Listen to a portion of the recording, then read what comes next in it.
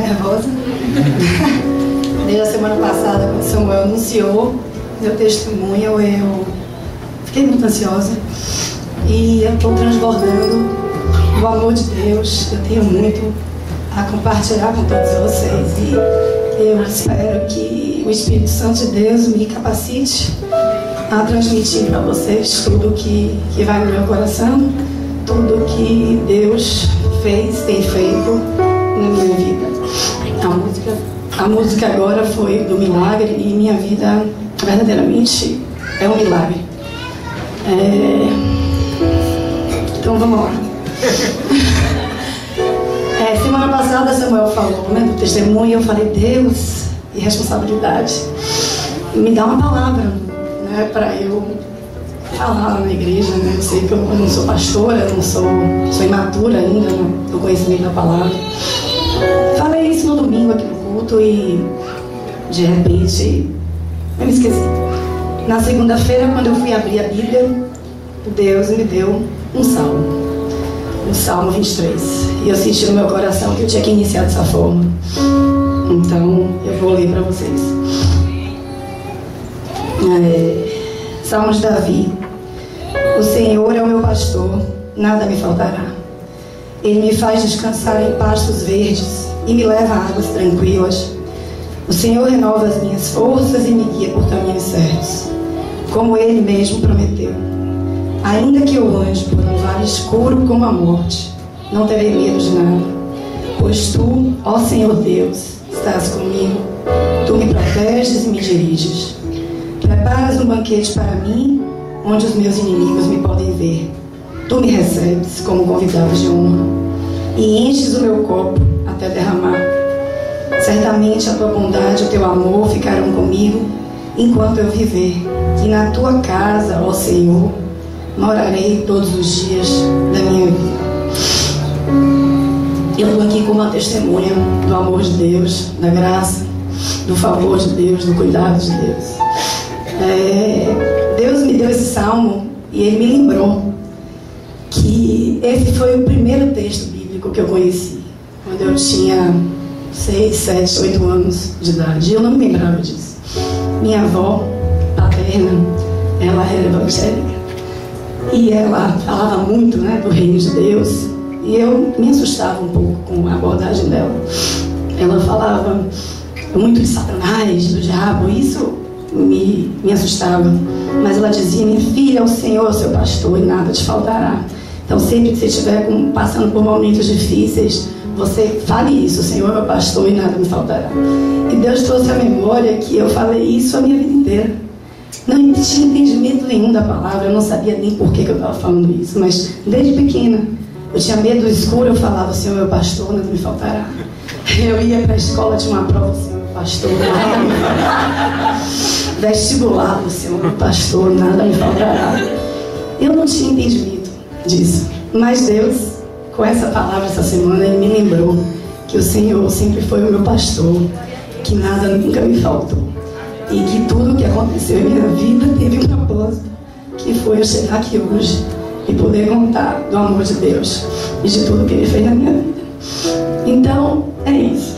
Eu era uma pessoa de uma família muito amorosa, mas que tinha dois lados religiosos antagônicos, não antagônicos, mas minha avó era evangélica, paterna, meu avô materno, católico. Meus pais decidiram que a gente ia decidir o que a gente queria quando a gente crescesse. Então a gente não foi criada ouvindo a palavra, né? E eu tinha um vazio dentro de mim e eu queria muito a Deus, eu buscava Deus. Eu tinha amigos evangélicos, eu cheguei a ir a cultos quando era pequena, mas eu terminei indo para o espiritismo. E eu ia de centro espírita em centro espírita desde os 13 anos de idade. Acontecia alguma coisa ruim, eu ia para o centro espírita.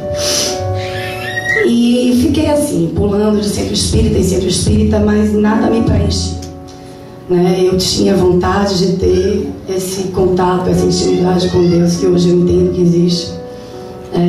Mas eu ainda não estava tendo contato com isso. Foi quando eu era uma menina acostumada a ser o centro das atenções. Eu sempre fui muito vaidosa, dona da verdade. Eu me achava muito boa, muito legal, autossuficiente. Mas no fundo, eu acho que tudo isso era uma máscara, né? Era uma proteção, era um escudo. Eu tive relações, né? Alguns relacionamentos, um primeiro casamento. Eu era controladora, né? Eu dava a última palavra. Eu costumava ser assim. Foi quando eu conheci Marcelo, meu esposo. A gente começou a se relacionar e me encontrei um carne de pescoço pior que eu. Personalidade forte. Falei, isso aí eu não vou conseguir dominar, não. Se eu quiser ficar com ele, eu vou ter que me moldar. E eu me lembro que a gente estava no início do relacionamento. E a gente estava vendo televisão e passou algum culto evangélico na televisão. E aquelas pessoas adorando, louvando, e a gente manifestou que a gente tinha um desejo de ter essa fé, que a gente sentia inveja, né, dessa fé. A gente sempre muito racional, questionador. Mas a gente, naquele momento, a gente manifestou, e hoje eu entendo que a gente manifestou isso para o mundo espiritual. E a gente falou, eu queria ter isso, eu queria sentir isso, mas a nossa razão não permite. E a gente foi caminhando. Eu fiz algumas anotações aqui, eu não sei se eu vou seguir, mas é só para não esquecer nada, às vezes vou dar uma olhada. Foi isso. A gente revelou isso, a gente declarou isso para o mundo espiritual, mas a gente não estava consciente disso. E começamos a nos relacionar, uma relação muito intensa, de muita paixão, mas de muita disputa, de muita queda de braço, de muitas brigas, né? E a gente vivia assim, muito conflituado. Foi quando Marcelo começou a ter um contato com os amigos evangélicos que trouxeram a palavra para ele, e ele começou a ficar curioso, mas ele dizia, Lia, eu acho legal, mas quando eu chego em casa eu esqueço. E eu também comecei a ter minha amiga Raquel falando para mim de Deus. Raquel se converteu, estava apaixonada por Jesus. Falei, amiga, que vontade de sentir isso. E a gente falava isso dentro de casa, mas nada acontecia ainda, né? Eu achava que nada estava acontecendo. Foi quando eu, muito vaidosa, né? Sempre a questão estética para mim falava muito alto. Eu comecei a ficar cansada. Sentia um cansaço físico. E eu não sabia o que era isso. Eu investigava esse cansaço para os médicos e fazia exames e... tá com uma testosterona baixa, tá com vitamina B12 elevada. E eu ia tentando descobrir o que era esse cansaço em mim. Foi quando um dia eu estava tocando a minha mama e eu senti um caroço. Aí eu falei, nossa, eu tô com caroço. Eu sou, assim, muito ligada no meu corpo. Eu falei, eu vou amanhã no médico. Eu fui no médico. E o médico disse, não tem nada aí. Eu falei, mas aqui eu tô sentindo, mas não tem imagem, isso não é nada. Eu falei, não é possível, deve ser alguma coisa. Eu quero abrir, quero tirar isso aí. Aí eu não. Aí eu fui em outro médico, a mastologista, não tem nada aí, vamos acompanhar. Eu falei, acompanhar o quê, doutora? Não tem imagem. Eu faço os exames, não, nada aparece. E ela, nada. Você, então isso não é nada. Vá no dermatologista, ver se tá na pele. E aí eu falei, foram 7 meses, irmãos, peregrinando por consultórios médicos nessa cidade. Querendo alguém para abrir a minha mama e tirar aquele caroço, porque eu não estava gostando. Mas os médicos diziam que não era nada. Eu fiz todos os exames, não aparecia nenhuma imagem mostrava esse caroço. Foi quando, 7 meses depois, eu fui no cirurgião vascular disseram que era uma artéria calcificada. Eu fui, o médico falou no mesmo dia: Lia, isso na mama, vá amanhã no médico tal, no mastologista. Amanhã, no outro dia, eu fui. Quando eu cheguei lá, esse médico falou: Lia, vou tentar te puncionar, mas não tem imagem. Quando ele acabou de puncionar, ele falou assim: eu não gosto do toque, mas eu não sei onde ele está, porque não tem imagem. Então vamos abrir, vamos tirar. Então aquilo que eu estava buscando há 7 meses, eu encontrei naquele momento um médico que ia fazer o que eu queria. Vamos abrir para ver o que era. Só que o detalhe é que eu e Marcelo, né, a gente estava no nosso casamento, tendo os nossos conflitos, a gente tem filhos de outros casamentos, né, de outras relações, e a gente ainda não se via como unidade. A gente tinha um sonho de ter um filho nosso, e eu acreditava que esse filho ia fazer a unidade, né? E quando eu descobri, quando o médico disse: Lia, daqui a 10 dias a gente faz a cirurgia, na véspera da cirurgia, eu falei: nossa, eu estou com a menstruação atrasada. Então, pedi para que o médico fizesse um beta, né, pedisse um beta, e resumindo, eu estava grávida. Estava grávida de 4 semanas, né? Então, eu provavelmente tinha 2 semanas que tinha sido implantado, né, no meu útero. E foi só aí que Deus permitiu que eu descobrisse, porque se eu tivesse descoberto antes, o sonho nosso de ter filho não ia acontecer, né? Foi só aí que eu descobri, encontrei alguém para poder abrir meu peito. Ok. Quando isso veio, eu liguei para o médico e falei: Tufi, eu estou grávida. Ele: mentira. Eu falei: a cirurgia era no outro dia. Ele: então, peraí, vamos pensar, não vou te operar ainda amanhã, não. Eu falei: como você não vai me operar? Você acha que eu posso estar com câncer? Se eu estiver com câncer, você tem que me operar, porque provavelmente eu vou ter que interromper essa gravidez, né? E ele falou: não, peraí.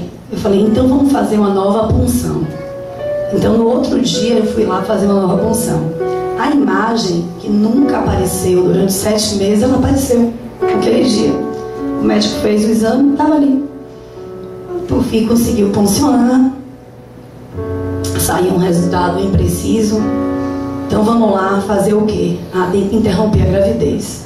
Não, mas como? Não vou interromper a gravidez, eu ainda não sei o que é.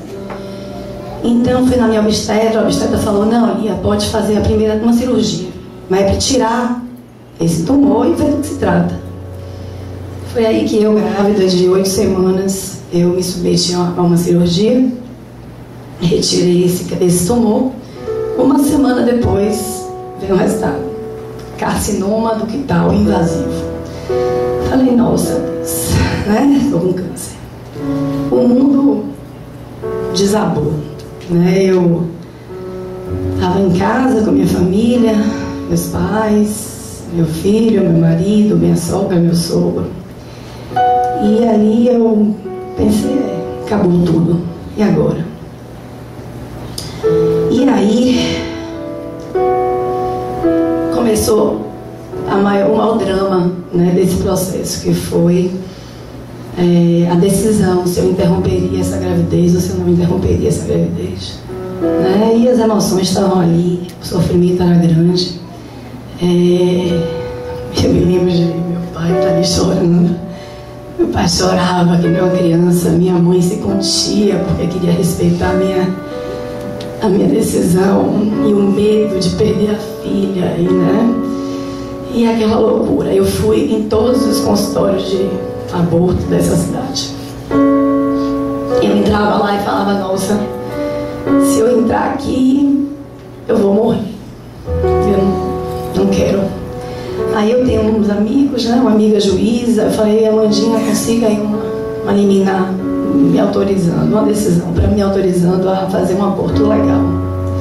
Eu tive uma decisão judicial, essa decisão me autorizando a fazer essa interrupção da gravidez. No Hospital Aliança, com a minha obstetra, falava: então Deus, está tudo certo, né? Vamos lá. Só que foram 10 dias que eu marquei o procedimento, E eu definhava. Eu acho que eu perdi uns 5 quilos nesses 10 dias, de tanto sofrimento. Foi quando, na véspera do procedimento, eu fui no consultório da médica e falei, deixa eu ver. Eu não tinha me conectado ainda com a gravidez. Falei, deixa eu ver esse bebê. Né? E aí, eu estava com 10 semanas e meu filho estava completamente formado, todo formadinho, todo lindo aí na minha barriga. Não dormi essa noite. Eu acordei e eu não consegui ir para o hospital. Eu liguei para meu psicólogo, eu falei, eu não estou conseguindo ir. Ele disse assim, você não está indo porque você já decidiu. Né? Indecisão sobre algo que não cabe em decisão é decisão.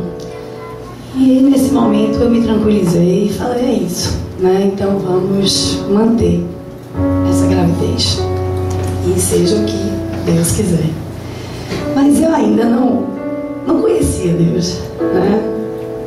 Mas 2 amigas chegaram em mim. Uma amiga espírita me trouxe um psicólogo espírita. Esse era o meu psicólogo, um líder espírita aqui de Salvador, famoso, de uma casa espírita famosa. E Raquel levou Samuel, Bia e Jéssica lá em casa para orar comigo. E esse foi o começo do meu encontro com Deus. Eu não entendia nada, eu ainda não era tocada, mas eu estava desesperada, estava sofrendo, eu achei que eu ia morrer, eu precisava desse Deus, né? E eu fiquei fazendo as 2 coisas. Eu ia para o centro, eu ia para os cultos. Eu ia para o centro no sábado, para os cultos no domingo. E eu via todo mundo aqui louvando, adorando. Eu, meu Deus, o que é isso? Eu quero sentir isso, mas eu ainda não sinto. Mas eu preciso. E eu continuei. Foi quando a gente decidiu o que tinha que fazer, as estratégias do tratamento. Eu teria que fazer uma mastectomia, tirar a mama toda, porque eu não ia poder fazer uma radioterapia, porque a radioterapia prejudicaria meu bebê. Então, por isso, eu ia ter que tirar todo o tecido mamário e eu ia ter que iniciar uma quimioterapia. E o medo?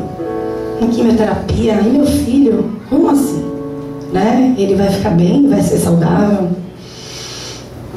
Foi lá, fiz a mastectomia, iniciei a quimioterapia e foi duro, né? Como toda quimioterapia. Minha imunidade caiu muito, precisei ser internada logo no início. E Isola, ela está muito fraca, e eu não podia fazer uso de uns remédios que serviam para elevar a minha imunidade por causa de meu filho, né? Ia fazer mal a ele, então eu tinha que ficar em isolamento, internada, com máscara, aguardando a imunidade subir para eu poder me recuperar e continuar o tratamento. Então foram momentos muito difíceis. Eu não me lembro de me desesperar, acho que Deus já estava ali comigo, mas foram duros.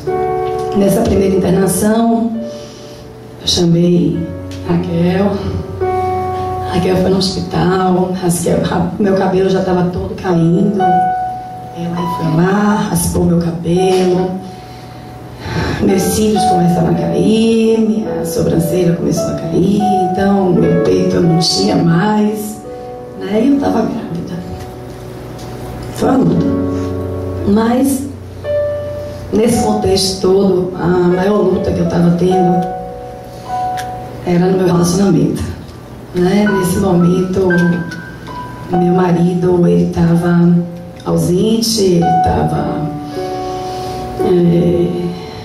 com as questões dele, grosseiro, estúpido, brigando comigo, me agredindo verbalmente. Ele parecia que estava alheio a tudo aquilo, né? Que a esposa dele estava grávida, o filho dele estava fazendo quimioterapia. Pelo menos era assim que eu sentia. Eu não sabia exatamente o que ia na cabeça dele. E essa foi, eu considero, a minha maior luta nesse período. Eu tinha certeza que meu casamento estava acabado. Eu achava que quando a quimioterapia terminasse, meu relacionamento terminaria junto. Mas naquele momento não tinha forças para eu resolver isso, né? Eu tinha que pensar em cuidar do meu tratamento, da minha gravidez, né? Do meu filho, da minha vida. Eu tinha outro filho e eu tinha muita coisa para me preocupar antes do relacionamento. Foi quando eu fui internada novamente. E eu parei de frequentar os cultos, eu parei de frequentar o centro. Eu não podia, eu estava frágil, eu tinha que estar dentro de casa. Eu não podia ir para lugar nenhum. Mas eu estava em contato com Samuel e Raquel, Bia. Eu sabia que existia uma igreja, eu sabia que existia um povo que estava orando por mim.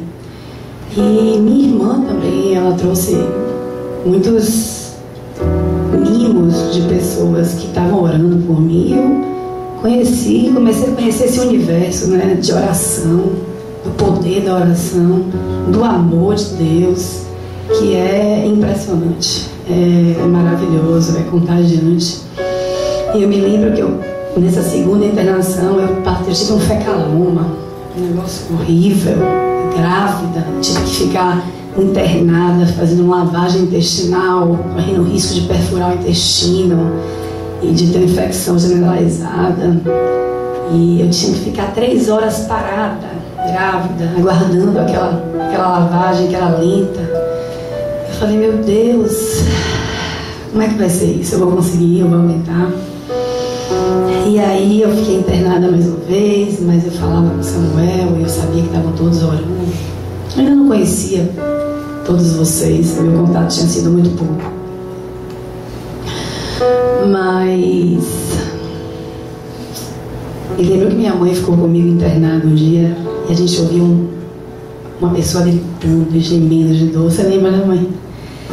Era tanto grito de dor e eu tava ali, meu Deus, o que é isso? Quanto sofrimento. E eu ali, né, resignada, né, aguentando tudo aquilo.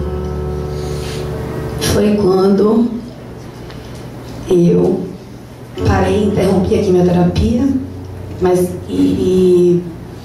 parei meu filho, tão saudável, tão lindo, tão perfeito, sem nenhum defeito.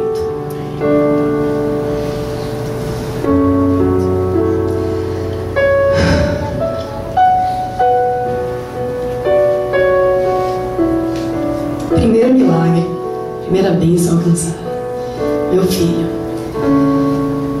saudável.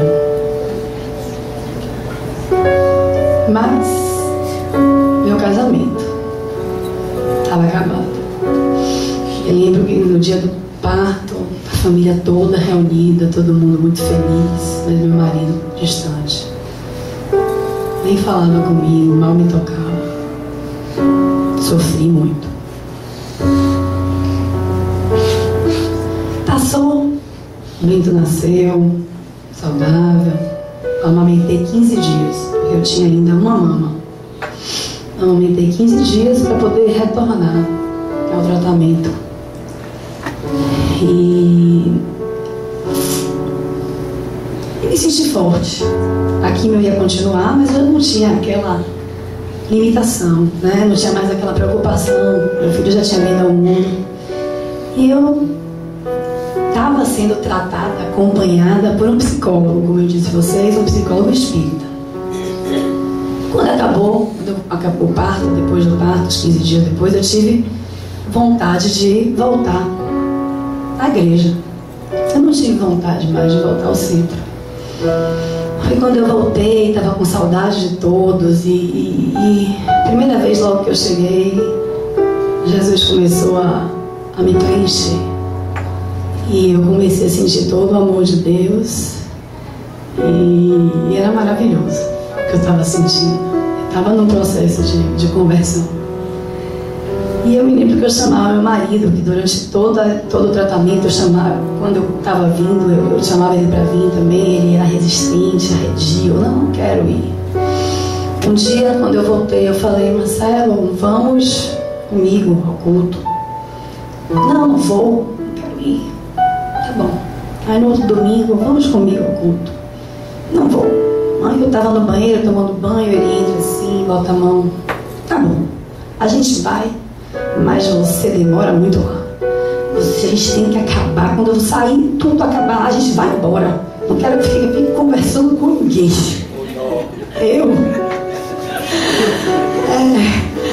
Eu falei assim, eu pensei, respirei, falei: meu Deus, o que é que eu faço? Aí eu fui: amor, me desculpe, né? Tá tão legal lá, eu tô com saudade das pessoas, eu vou. O dia que você quiser ir, você vai também, vai ser muito bem-vindo. Quando eu desci, fui pro carro, tava Marcelo lá pronto. Pronto no carro, aí pra igreja, eu fiquei calada, tá embora. Aí no carro, a gente veio. Marcelo chegou aqui, se derramou. Eu só via Marcelo ajoelhado no chão chorando. Deus. E aí? Deixa eu ver se eu esqueci alguma coisa aqui.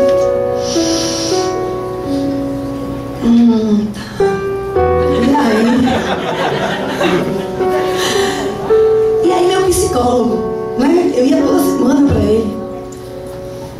Depois disso, fui na quinta-feira à sessão. Ele chegou e eu tenho algo para te dizer. Eu falei: o quê, Adem? Eu ia dizer o nome dele. Eu falei: o quê? Ele disse assim: eu não tenho mais, a gente tem que interromper esse tratamento. Eu não tenho mais como te ajudar. Eu falei: gente, como assim? Você está me dispensando, brincando, né? Ele: não, estou falando sério. Desde a semana passada eu estou acostumado a ter muito a oferecer. Você não tem demanda nenhuma. Eu: como eu não tenho demanda nenhuma? Eu estou fazendo químio, eu estou passando por crise no meu casamento, eu não tenho demanda nenhuma. Não, você não tem demanda nenhuma e eu estou me sentindo frustrado porque eu não tenho mais o que. Como te ajudar? Eu falei: nossa, é mesmo? Você não tem demanda minha. Eu falei: tá. Ele: não, mas se você vai para casa, pensa, se você arranjar uma demanda, você volte, que aí eu dou um jeito e aí eu te ajudo.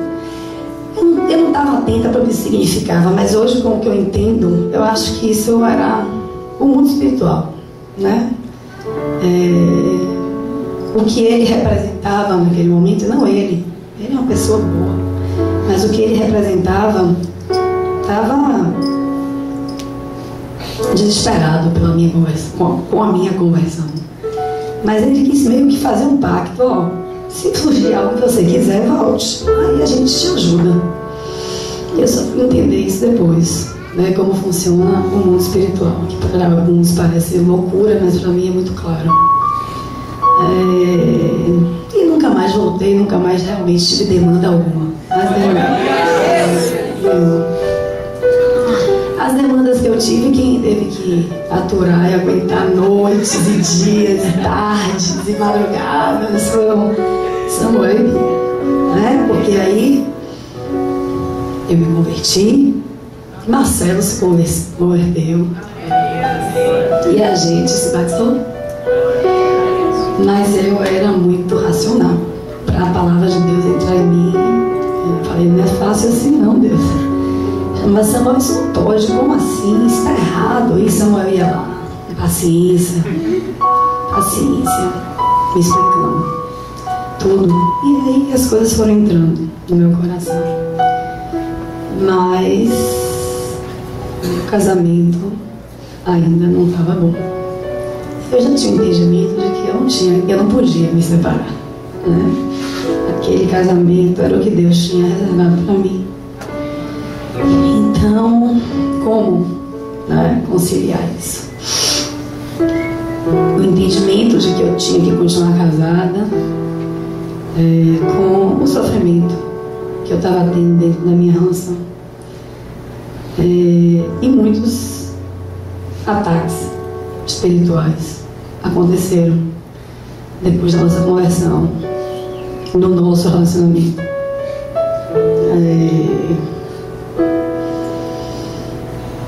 Tem um dia específico que eu acho bom compartilhar, que a gente teve uma discussão por uma coisa não tão séria, e a reação dele foi desproporcional.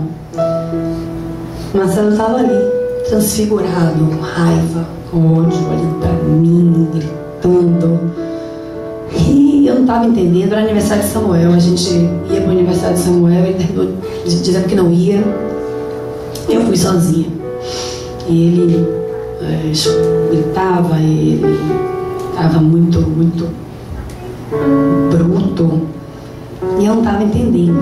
No outro dia, essa discussão tomou uma proporção maior ainda. E ele saiu de casa à noite, tomou um banho, se vestiu, foi embora. 10 da noite, 10h30, 11 horas. Eu liguei para Samuel. Samuel, Marcelo saiu de casa. O que é que a gente faz? Aí Samuel disse que sentiu muito forte, começou a tremer. Sentiu que era espiritual. E ele falou: irmã, vamos orar, repreender, que isso aí não é Marcelo. Marcelo vai voltar para casa daqui a pouco. E a gente começou a orar, começou a repreender. Meia hora depois, Marcelo voltou para casa. Perguntei para ele ontem, ele não lembrava disso. Não lembrava. Voltou para casa ainda transfigurado. No outro dia de manhã, vamos ao culto? Não quero estar perto de você. Eu vim para a igreja. Assim que eu entrei lá no fundo, eu acho que foi Leila, mas não tenho certeza. Alguma irmã chegou em mim e falou assim: irmã, eu não sei por quê, mas Deus mandou dizer que ele está no seu barco e que isso aí vai dar certo. Logo, Helder chegou e falou: Lia, eu estava orando e tive uma visão com você e com Marcelo. Vocês estavam andando por um bosque felizes, dando as mãos, sorrindo. E vocês, só que tinha uma armadilha, vocês caíram nessa armadilha. E Helder disse que nesse momento mandou uma mensagem para Marcelo. Marcelo estava em casa. E Marcelo começou a chorar, começou a dizer que estava entendendo o que estava acontecendo, que precisava de ajuda. E eu cheguei em casa, Marcelo já estava mais calmo, mas ainda uma cara que não era dele, uma expressão. Eu continuei orando, repreendendo, impondo mãos na hora que ele estava dormindo, e como num passe de mágica, acabou esse momento. Parecia que nada tinha acontecido. Então é um mundo espiritual, irmãos, que existe, é real. Então, muita oração, né, muita busca por Deus. E as coisas foram melhorando. Um dia um profeta falou para mim: você tem que testemunhar. Eu nunca tinha me visto. Você tem que testemunhar.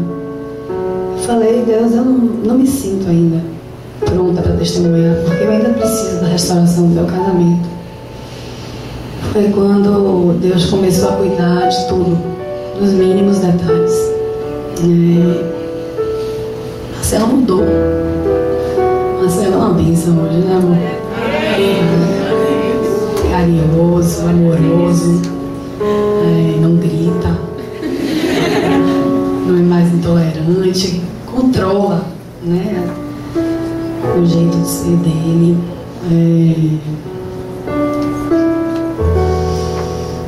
Tá dividindo as tarefas comigo.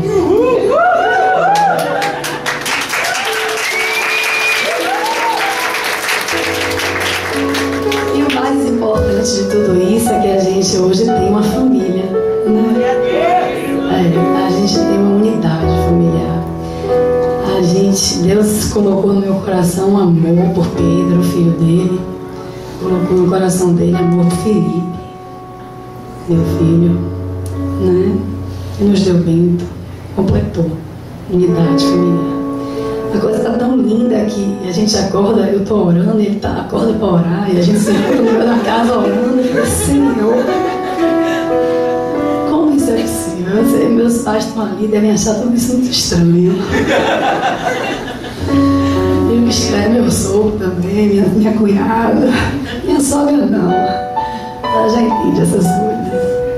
Mas é real isso. Eu queria muito que eles entendessem que isso é verdadeiro.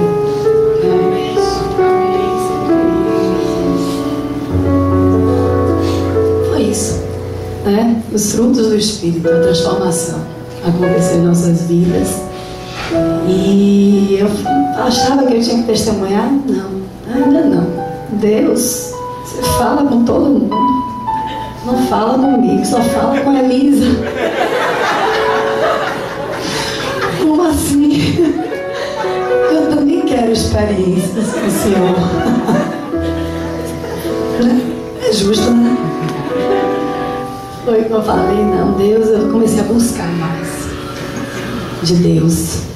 Mas por um momento as coisas aconteceram, minha vida estava tumultuada, eu parei de frequentar as reuniões com a mesma frequência que eu frequentava, né? Porque eu fazia as tripas coração para conseguir estar presente segunda, sexta, domingo, né?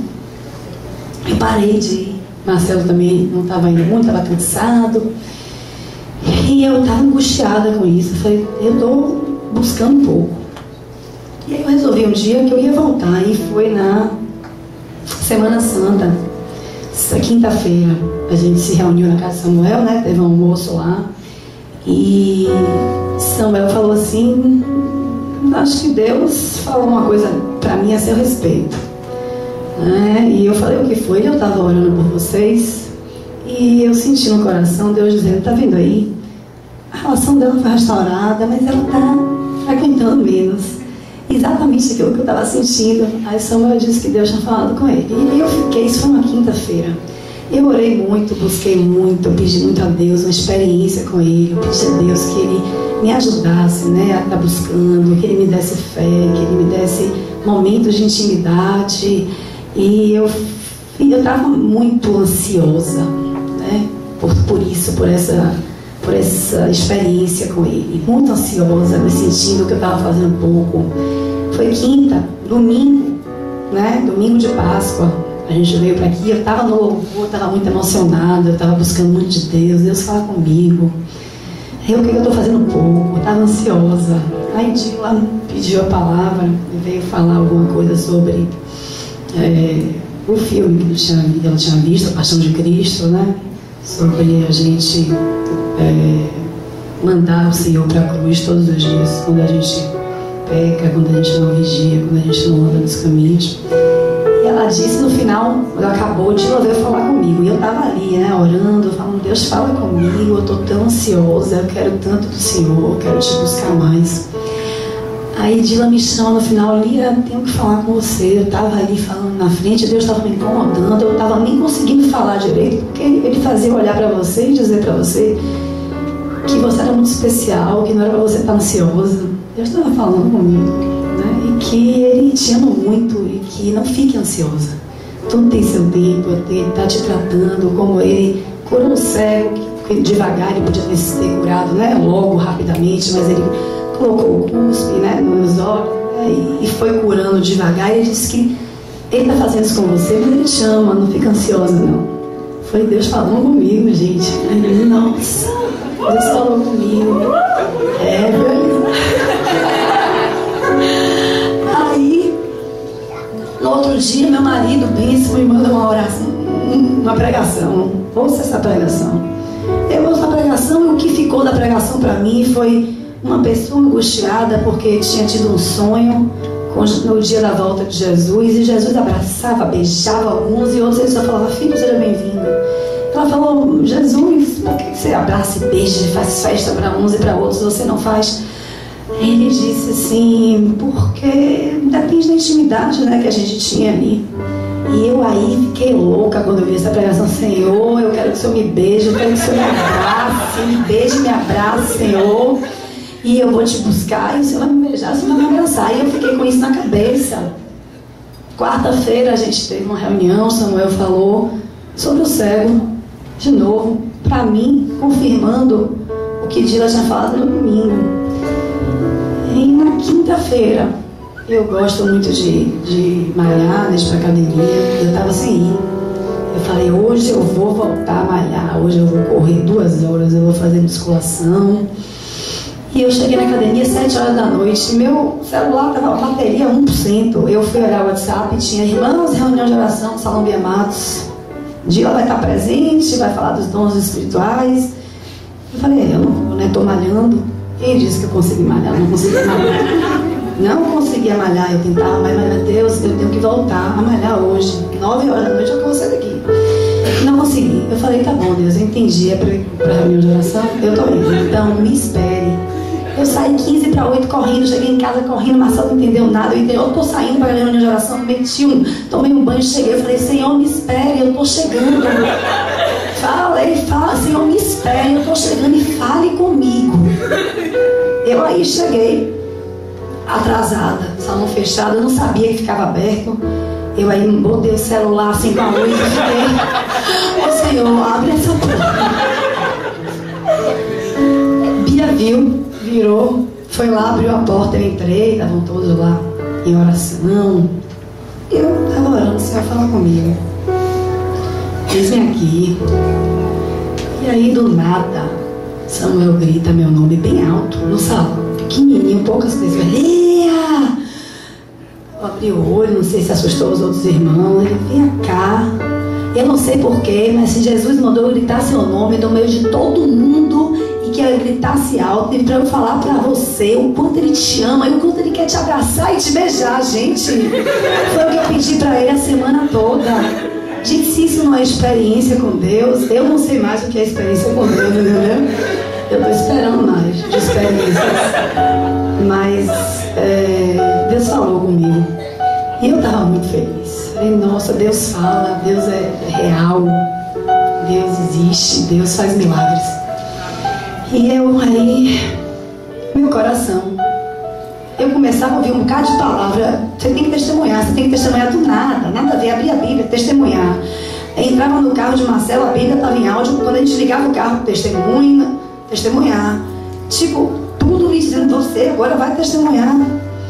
Eu falei, então tá, então eu vou testemunhar. Procurei Samuel. E Samuel, vou estar aqui hoje, falando para vocês sobre os milagres de Deus, sendo testemunha do amor de Deus, da glória, da graça, do cuidado do Senhor. Ele cuida da gente nos mínimos detalhes. E eu não imagino hoje a minha vida sem esse Senhor maravilhoso. Eu agradeço a Deus pelo privilégio de ter conhecido Ele aqui, nesse ambiente com vocês que são família, de ter Samuel e Bia como nossos guias, né? Nos conduzindo, nos ensinando. E o amor que a gente sente aqui é o amor mais perfeito que existe. O amor que a gente tem uns pelos outros, né? Eu olho para cada um de vocês e eu sinto amor que transborda, é um amor que vem de Deus, um amor que vem de Cristo. E Deus mandou também eu ler mais um texto. Eu estou finalizando, foi rápido, não foi?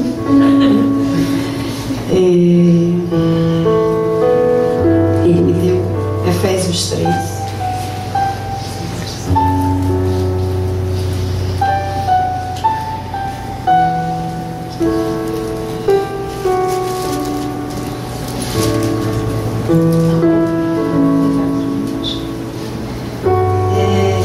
É a oração de Paulo em favor dos Efésios. E ele fala assim: por esse motivo eu me ajoelho diante do Pai, de quem todas as famílias no céu e na terra recebem o seu verdadeiro nome, e peço a Deus que da riqueza da sua glória Ele, por meio do teu Espírito, dê a vocês poder para que sejam espiritualmente fortes, Peço também que por meio da fé Cristo viva no coração de vocês. E oro para que vocês tenham raízes e alicerces no amor, para que assim, junto com todo o povo de Deus, vocês possam compreender o amor de Cristo em toda a sua largura, comprimento, altura e profundidade. Sim, embora seja impossível conhecê-lo perfeitamente, peço que vocês venham a conhecê-lo, para que assim Deus encha completamente o ser de vocês com a sua natureza. E agora, que a glória seja dada a Deus, o qual, por meio do seu poder que age em nós, é capaz de fazer infinitamente mais do que pedimos ou até pensamos. Glória a Deus por meio da igreja e por meio de Cristo Jesus, por todos os tempos e para todo sempre. Amém. Esse aqui é o meu milagre, a minha família, os meus filhos. Está faltando eu perguntar com a mãe dele hoje, meu esposo, né? E para concluir mesmo, minha família viaja muito, né? Viaja o mundo todo. E eles combinaram uma viagem para a Alemanha, agora em junho. Meu pai falou assim: nessa você vai, né, Lia? Falei: não, essa não dá para ir não, pai. Né? Ele: tá bom, vou falar com o Samuel, fazer um culto na Alemanha, porque aí eu sei que você vai dar um jeito. Então, Samuel, faça um culto na Alemanha, pra gente estar lá presente. Já tem até onde ficar lá, né? Então pronto. É isso, gente. Isso é o que Deus fez na minha vida. Deus é maravilhoso. Deus é um Deus de graça, de amor. É um Deus que cura. É um Deus que restaura. E o que Ele fez na minha vida, Ele pode fazer na vida de cada um de vocês. Desde que vocês resolvam se entregar e se relacionar e buscar ter intimidade com esse Deus maravilhoso. Amém.